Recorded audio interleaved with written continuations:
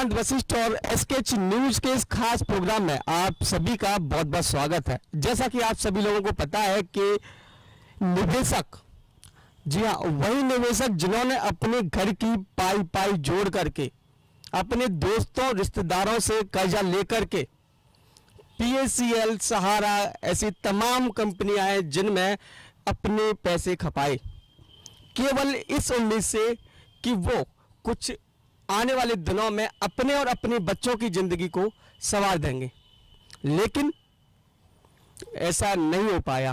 वो क्यों नहीं हो पाया?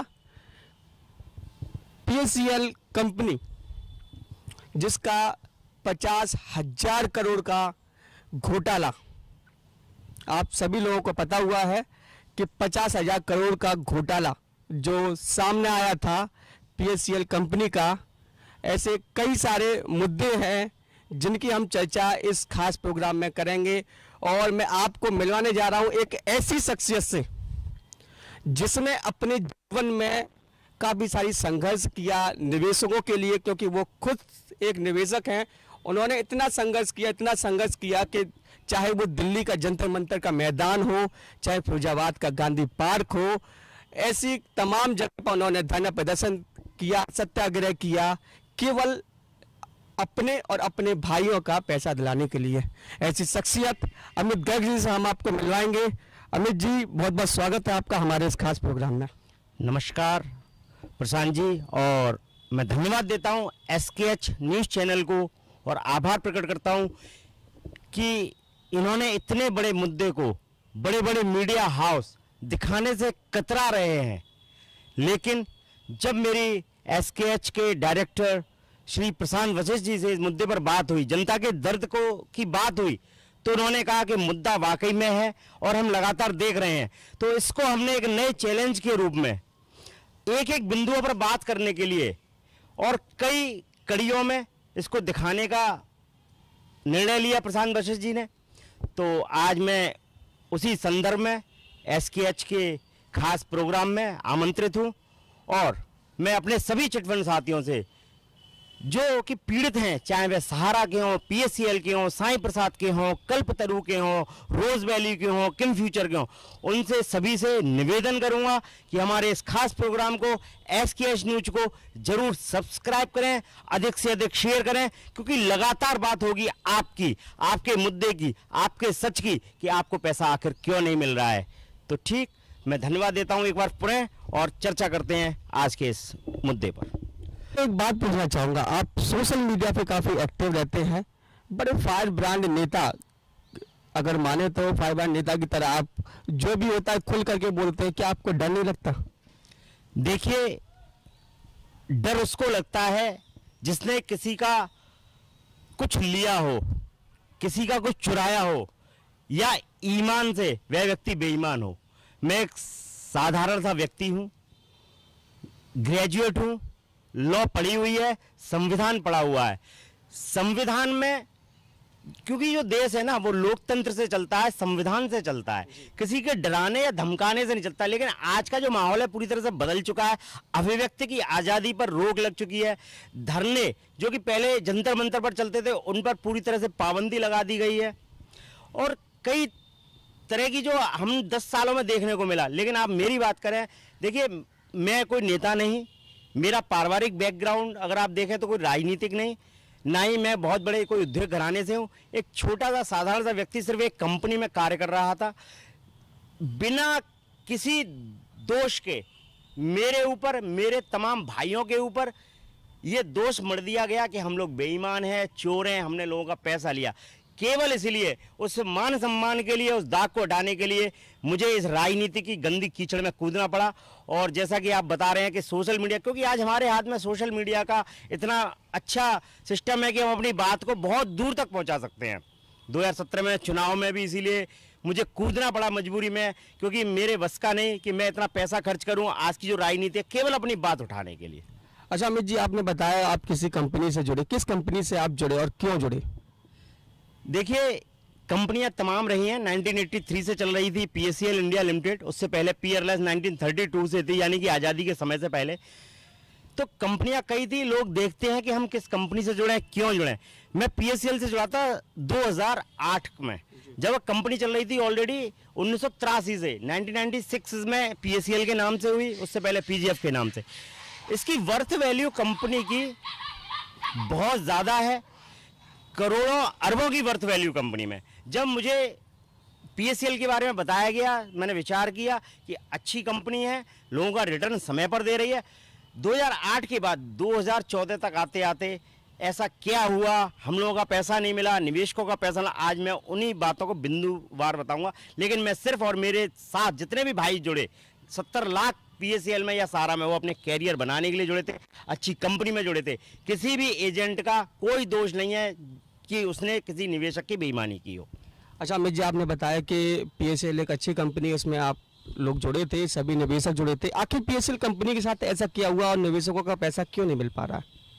देखिए, आपका प्रश्न बहुत अच्छा है और लोगों के दिमाग में कई तरह की भ्रांतियां हैं इस प्रश्न को लेकर। जितने मुंह उतनी बातें। हम अगर ग्रामीण क्षेत्र की, ग्रामीण परिसर की बात करें तो लोगों को लगता है कंपनी भाग गई, एजेंट बेईमान हो गया।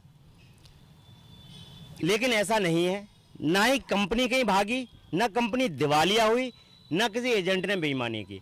सिर्फ इस सिस्टम के कारण दोष दूसरे के कंधों पर रख दिया जाता है। 83 से कंपनी चल रही थी, बाकायदा अकाउंट्स मेंटेन थे, बैंकों में खाते जमा थे, टैक्स कटता था, जो एजेंट कार्य करता था उसका जो कमीशन मिलता था उस पर भारत सरकार को हम टैक्स देते थे। यानी कि कोई हम तस्करी का काम नहीं कर रहे थे, कोई ड्रग एडिक्ट्स का काम नहीं कर रहे थे, आर्म्स का काम नहीं कर रहे थे। उसके बावजूद हमें बेईमान ठहराया गया एक चलती हुई कंपनी में। पैसा न मिलने का कारण ये सिस्टम है। Security exchange board of India, जिसने कि 2011 में कंपनी के ऊपर प्रेशर बनाया, कंपनी को कोर्ट में लेके गई, हाई कोर्ट में। 2011 में जयपुर हाई कोर्ट में, क्योंकि कंपनी का आरओ ऑफिस था, वहां जब केस दर्ज हुआ, इन्होंने कहा कि आप CIS हैं, चिट फंड स्कीम चलाते हैं आप, तो इस पर केस हुआ। तो 2011 में जयपुर हाई कोर्ट से कंपनी को पूरी क्लीन चिट मिल गई कि हम CIS नहीं हैं, हम रियल एस्टेट हैं। धीरे धीरे वक्त बीतता गया। 2014 में, और वो एक दिन मनूस दिन आया, काला दिन आया, 22 अगस्त 2014। उस दिन सुप्रीम कोर्ट ने सेबी की तरफ से यह आदेश दे दिया कि PACL India limited, pulse agrotech corporate limited को पूरी तरह से बैन कर दिया जाए। इसमें जो भी काम हो रहा है उसको तत्काल रूप से बंद कर दिया जाए।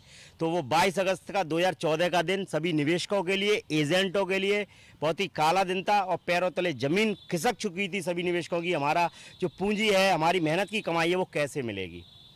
जी अमित जी, बात करें निवेशकों की, तो आपके आंकड़े या सरकार के आंकड़े से क्या अंदाजा लगा सकता है कितने निवेशक ऐसे हैं जिनका पैसा इस कंपनी में डूबा हुआ है?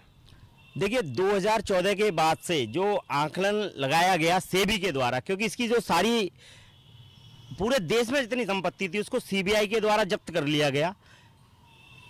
इनमूवेबल, मूवेबल, जितनी एसेट्स की इसकी चल अचल संपत्ति को CBI ने वो सारी संपत्तियां सेबी को हैंडओवर की, सारे बैंक खाते सीज कर दिए।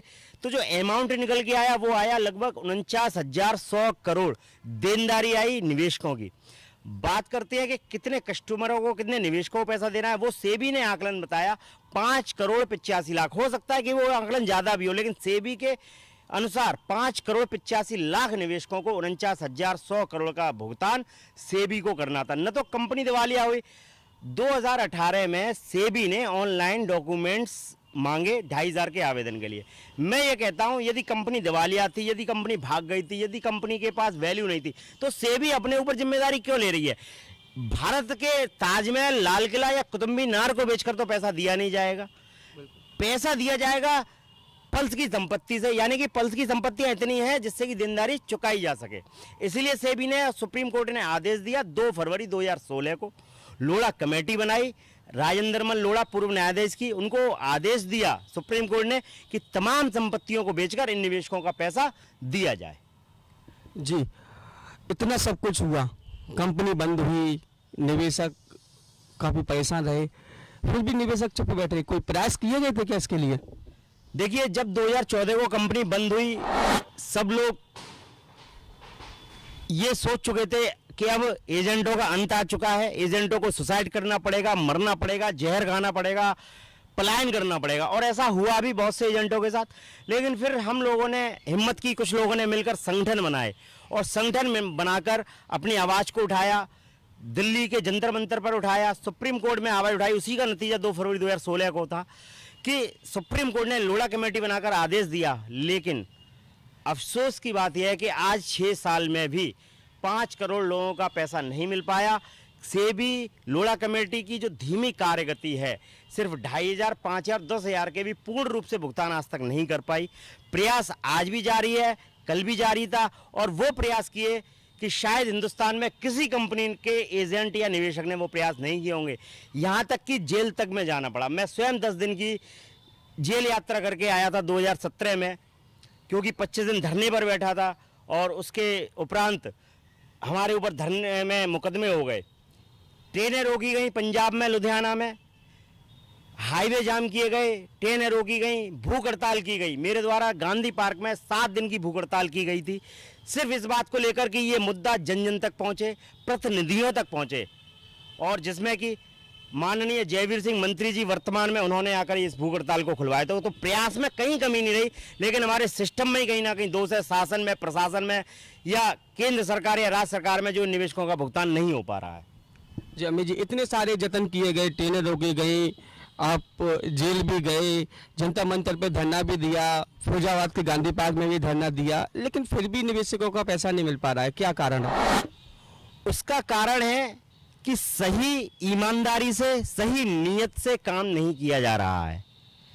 लोगों को सिर्फ जो एजेंट हैं वो आज भी परेशान है इसी बात को लेकर। 6 साल में बहुत से एजेंटों की निवेशकों के द्वारा हाथापाई की जाती है, मारपीट की जाती है, आए दिन मुकदमे करा दिए जाते हैं, भैंस छीन ली जाती है, गांव का तो ये माहौल है, मोटरसाइकिल खड़ी करवा ली जाती है, घरों में बैठ जाता है, गाली गलौज तक करी जाती है, लेकिन प्रशासन का इस पर कोई ध्यान नहीं है। कारण यही है कि जो सेबी की कार्यप्रणाली है उसके ऊपर बहुत सारी जिम्मेदारी है। सेबी के ऊपर सहारा की जिम्मेदारी, पीएससीएल की जिम्मेदारी, कोटक महिंद्रा की, आदर्श सोसाइटी की, रोज वैली की, कल्पतरु की, बहुत सी कंपनियां जो बंद हुई, सारी साईं प्रसाद की, सारी जिम्मेदारियां दे दी गई हैं सेबी को। और सेबी के पास इतना स्टाफ नहीं है कि वो जाकर सभी संपत्तियों को बेच सके। सभी संपत्तियां बिक नहीं रही, जबकि राज्य स्तर, जिले स्तर और तहसील स्तर से काम नहीं किया जाएगा इन संपत्तियों को सही रूप में बेचने के लिए। अभी मैं कुछ दिन पहले देख रहा था, 2-4 दिन पहले ही हिंदुस्तान के सभी अखबारों में एक न्यूज़ थी लोढ़ा कमेटी की तरफ से कि पीएससीएल की किसी भी संपत्ति को बेचने के लिए कोई भी व्यक्ति अधिकृत नहीं है। बिल्कुल सही खबर थी। लेकिन मैं ये कहना चाहूँगा, आपके चैनल के माध्यम से जनता तक ये बात पहुँचाना चाह रहा हूँ, लोढ़ा कमेटी तक ये बात पहुँचाना चाह रहा हूँ कि हमारे निवेशक इसको एजेंट जरूर शेयर करें अधिक से अधिक, कि लोढ़ा कमेटी जब ये कह सकती है कोई अधिकृत नहीं है, मुझे ये बताए कि इन संपत्तियों का असली मालिक कौन है? क्या सुप्रीम कोर्ट पल्स की संपत्तियों का मालिक है? क्या सेबी जो पल्स की संपत्ति है उसका मालिक है? क्योंकि निर्मल सिंह भंगू जो मालिक था उसको जेल में डाल दिया, उसकी संपत्ति सीबीआई ने ले ली, सेबी ने ले ली। तो सेबी मालिक है बताए, लोढ़ा कमेटी या राजेंद्र लोढ़ा जी मालिक हैं 2 लाख करोड़ की संपत्ति के? तो बताएं इसका मालिक मेरे नज़र में सुप्रीम कोर्ट के अनुसार, क्योंकि सुप्रीम कोर्ट ने आदेश दिया था 2 फरवरी 2016 को कि इसकी तमाम संपत्तियों को बेचकर निवेशकों को पैसा दिया जाए। यानी कि कहीं ना कहीं अप्रत्यक्ष रूप से सुप्रीम कोर्ट भी मानती है कि जो संपत्तियां हैं उस पर सीधे सीधे निवेशकों का हक है। तो असली मालिक मेरी नज़र में निवेशक है, एजेंट है। यदि आप भी मानते हो तो इस बात को जरूर शेयर करना कि असली मालिक पीएससीएल की संपत्ति का एजेंट और निवेशक है, न कमेटी। यदि एजेंट और निवेशक अपनी पर आ गया तो इन संपत्तियों पर उसी का हक होगा। जी एक बात बताइए, कंपनी के पास क्या इतना पैसा नहीं है? वो कंपनी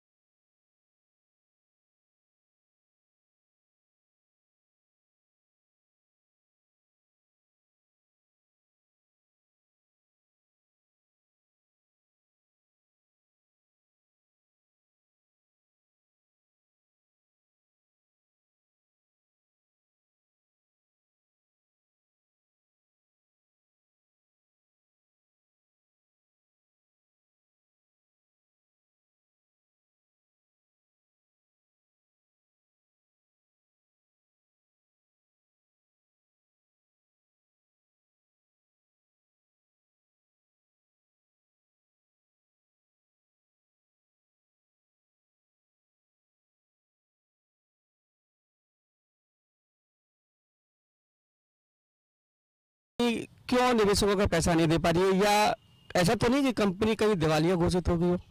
देखिए, मैंने इस प्रश्न का जवाब पूर्व में भी दिया, मैं फिर देता हूं कि कंपनी यदि दिवालिया हो जाती तो सेबी जिम्मेदारी क्यों लेती पैसा वापस करने की? क्योंकि कंपनी अगर दिवालिया होती तो सेबी के द्वारा बंद करने से, बैन करने से पहले दिवालिया अपने आप को घोषित करती। तो कंपनी दिवालिया नहीं हुई, कंपनी को गलत तरीके से बंद किया गया, जिसका प्रभाव 5 करोड़ निवेशकों पर पड़ा। ना कोई नोटिस दिया गया निवेशकों को, एजेंटों को, कंपनी बंद होने वाली है। सेबी की तरफ से जब ये होना चाहिए था कि सार्वजनिक रूप से एजेंट और निवेशकों तक ये नोटिस जाना चाहिए था कि आपकी कंपनी को बंद किया जा रहा है, अपना पैसा आप कंपनी से वापस ले लें। आप कंपनी को नहीं देते, कंपनी अगर वापस नहीं, तो कंपनी दिवालिया नहीं हुई, कंपनी के मालिक को जेल में डाल दिया और उसकी संपत्ति पर सरकारी संस्था security exchange board of India का हक है आज की डेट में। और हमारा पैसा की जो देनदारी है वो सुप्रीम कोर्ट की नहीं है, लोढ़ा कमेटी की है, security exchange board of India थी। तो मैं सभी निवेशकों से कहना चाहता हूं पूरे भारतवर्ष के कि किसी भी एजेंट पर प्रेशर ना बनाएं। आपका पैसा देने की जिम्मेदारी भारत सरकार की है, security exchange board of India की है। कंपनी कहीं नहीं भागी, इसको सरकार द्वारा बंद किया। और मैं एक ये जिम्मेदार चैनल के माध्यम से इस बात को आप तक पहुंचा रहा हूं। जी, आपने तमाम जानकारियां हमें दी। क्या लगता है आपको कि क्या केंद्र सरकार या वर्तमान सरकार जो भी है उसका हस्तक्षेप है इस पूरे जो निवेशकों का जो पैसा डूबा है उस पूरी उसमें? देखिए, थोड़ा सा इस प्रश्न का उत्तर हास्यास्पद रूप में भी दूंगा और हास्यास्पद भी हो सकता है। हम लोग कहते हैं एक बात में दुनिया में कि ईश्वर के बिना पत्ता नहीं हिलता, उसकी मर्जी के बिना पत्ता नहीं हिलता, ये बात हम मानते हैं। लेकिन आज हिंदुस्तान में, आज की वर्तमान केंद्र सरकार में हम ये बात कह सकते हैं कि हिंदुस्तान की केंद्र सरकार के बिना यहां पर व्यक्ति सांस भी नहीं ले सकता। कमाई करना तो बहुत दूर की बात है, रोड पे चले, ऑक्सीजन के सिलेंडर के लिए, दवाइयों के लिए, शिक्षा के लिए, कोई भी काम बिना केंद्र सरकार की मर्जी के। अगर उसे दूध और दही भी खाना है ना, तो केंद्र सरकार को पहले टैक्स देना होगा, तब वो दूध और दही खा सकता है, लस्सी पी सकता है। तो केंद्र सरकार का सीधे सीधे इसलिए हस्तक्षेप है कि यहां पर पॉलिटिकल राइवल हुआ। जब पीएसएल चल रही थी तो पंजाब से पीएसएल कंपनी शुरू हुई, निर्मल सिंह मंगू पंजाब से बिलोंग करते थे, कांग्रेस का पूरा पूरा हस्तक्षेप था। जैसे ही कांग्रेस की सरकार 2014 में गई और अरुण जेटली जी जो कि लीगल एडवाइजर थे इस कंपनी में, भाजपा की सरकार बनते ही उन्हें सब मालूम था कि एक फैक्ट्री के मुनीम को कि पैसा 2 नंबर का कहां है, 1 नंबर का कहां है। कागज किसी के भी पूरे नहीं होते हिंदुस्तान में, किसी व्यापार में। आप पान की दुकान कर लें या कोई बड़ा व्यवसाय कर लें, तो कागज में तो आप किसी का भी, ईडी को आप कहीं भी भेज दीजिए, सेबी को कहीं भेज दीजिए, सीबीआई को कहीं भेज दीजिए, वो व्यक्ति, या पुलिस को कहीं भेज दीजिए, वो व्यक्ति चोर हो जाएगा। अगर केंद्र सरकार को करना है, केंद्र सरकार का सीधा सीधा हस्तक्षेप है, जो कि 7 साल में पैसा नहीं दे पा रही है, क्योंकि सुप्रीम कोर्ट के जज भी आज केंद्र सरकार बीजेपी के अनुसार ही फैसले सुनाते हैं। और ये हम देख चुके हैं, चाहे वो 370 हो, चाहे वह राम मंदिर का मुद्दा हो। उन्होंने तमाम हमें जानकारियां दी है पीएसएल कंपनी एवं निवेशकों के बारे में। इन्होंने बताया कि कैसे इन्होंने सत्याग्रह किया, जेल भी इन्होंने 10 दिन का कारावास भी लिया था, साथ में कई सारे धरना प्रदर्शन भी किए, लेकिन फिर भी अभी तक निवेशकों का पैसा नहीं मिल पा रहा है। और अब हम फिर आपको मिलवाएंगे किसी नए चेहरे से, और जब तक के लिए आप देखते रहिए हमारे इस एसकेएच न्यूज़ चैनल को। सब्सक्राइब करना ना भूलें, एसकेएच न्यूज़ चैनल न्यू को, आपकी बात को। तो बहुत जल्द आपके सामने फिर से हम हाजिर होंगे किसी नई शख्सियत के साथ में। तब तक के लिए मुझे दीजिए इजाज़त। मेरे सहयोगी श्री के चित्तौड़ी के साथ में प्रशांत वशिष्ठ, फिरोजाबाद।